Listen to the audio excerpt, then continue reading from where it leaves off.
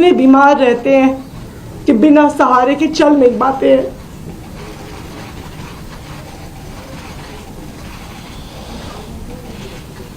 देखिए, election announce होने के बाद भी करीब 10 दिन तक वोटर एडिशन डिलीशन की प्रक्रिया चलती है। हमारी ये मांग है कि जो नई दिल्ली में एक बहुत बड़ा घोटाला सामने आया है, सबसे पहले उस पे इन्वेस्टिगेशन होना जरूरी है। एक बहुत बड़े स्केल पे फ्रॉड हो रहा है। हर व्यक्ति जो ऑब्जेक्टर्स की हियरिंग पे आया है, हर व्यक्ति कह रहा है, 100% लोग कह रहे हैं जी मैंने नहीं भरा। ये बिल्कुल वही है, ये घोस्ट ऑब्जेक्टर्स हैं। तो इनके नाम पे फॉर्म कौन भर रहा है, क्यों भर रहा है, किस आईपी एड्रेस से भरे गए, किस साइबर कैफे से, किस कंप्यूटर से भरे गए, इसकी जांच होना जरूरी है। दूसरी बात, जब तक ये जांच नहीं होती है, इन ऑब्जेक्टर्स की ऑब्जेक्शन के आधार पर इस पूरी प्रक्रिया पर रोक लगाई जाए। बिकॉज ये बिल्कुल साफ है कि अगर आप 1 लाख वोटर्स की विधानसभा में 6% वोट काट दें और 10% वोट जोड़ दें, ये तो पूरे चुनाव के गणित को ही उलटफेर कर देगा।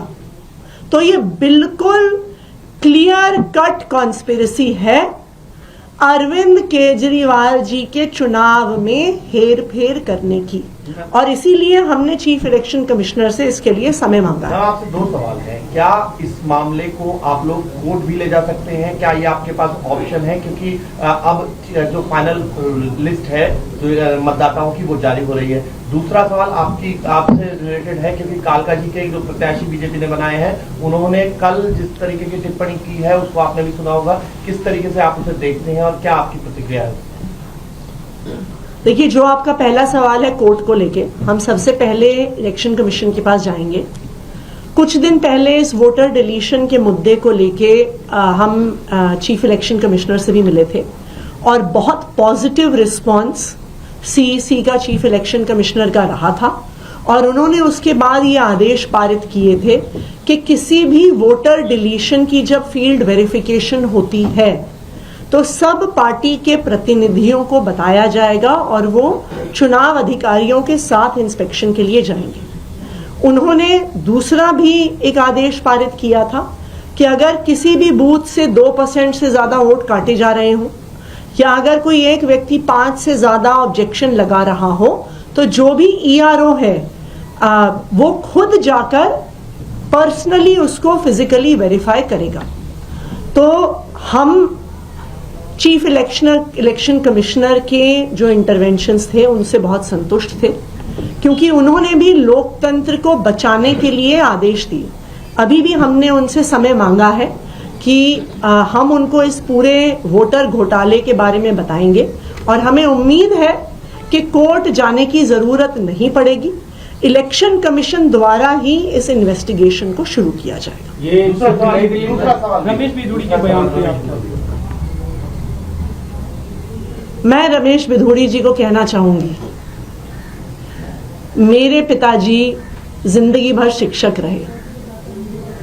उन्होंने दिल्ली के हजारों गरीब लोअर मिडिल क्लास परिवार से आने वाले बच्चों को पढ़ाया। आज वो 80 साल के हो गए हैं।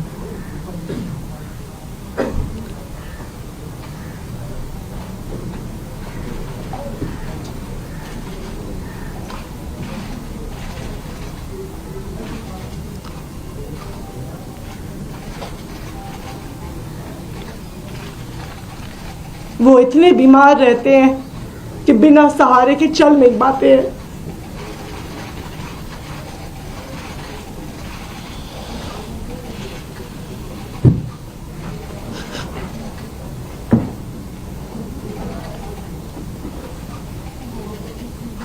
आप चुनाव के लिए इतनी घटिया हरकत करेंगे?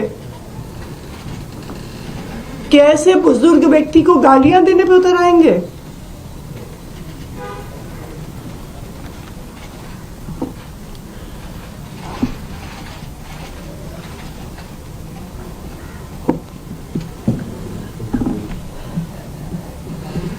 इस देश की राजनीति इतने घटिया स्तर पर गिर सकती है, मैं कभी सोच नहीं सकती थी।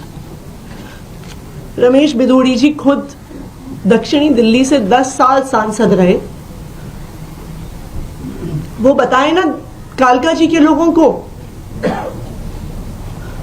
कि उन्होंने इस इलाके के लोगों के लिए क्या किया। वो दिखाए ना कि जो उनका 10 साल का काम था वो मेरे 5 साल के विधायक के काम से बहुत बेहतर था। उसके आधार पर वोट मांगे, कहें कि अगर आतिशी ने एक सड़क बनवाई तो मैंने 10 सड़कें बनवाई। आतिशी ने अगर 100 सीसीटीवी कैमरा लगवाए तो मैंने 1000 सीसीटीवी कैमरा लगवाए। आतिशी ने अगर 1000 लाइटें लगवाई तो मैंने 5000 लाइटें लगवाई। अपने काम पर वोट मांगे। मेरे बुजुर्ग पिताजी को गालियां देके वोट मांग रहे हैं वो। ये बहुत दुख की बात है। राघव जी, आपने 2 बातें कही। एक, आपने तफसील से बताया कि आपने 4-5 ऑप्शन दिए थे चुनाव आयोग को, उन्होंने एक भी नहीं माना।